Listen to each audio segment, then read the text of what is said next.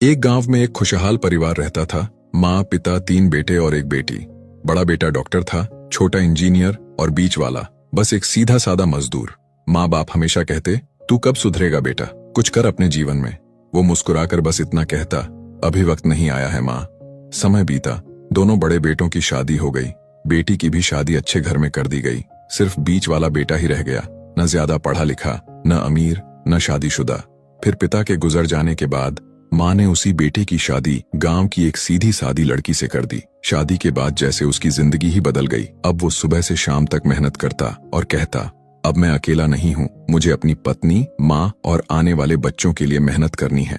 कुछ समय बाद दोनों बड़े भाई बोले, अब बंटवारा कर लेते हैं, सब अपने अपने हिस्से में रहेंगे।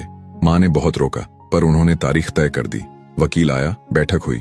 वकील बोला, आपके पास 10 बीघा जमीन और एक घर है, बताइए किसे क्या चाहिए। बीच वाला बेटा बोला, वकील साहब, 5-5 बीघा जमीन मेरे दोनों भाइयों के नाम कर दीजिए और ये घर मेरी बहन के नाम।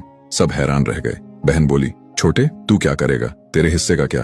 भाई मुस्कुराया और बोला, मेरा हिस्सा तो पहले से तय है, मेरे हिस्से में मेरी माँ है। उसकी पत्नी बोली, माँ से बड़ी कोई वसीयत नहीं होती।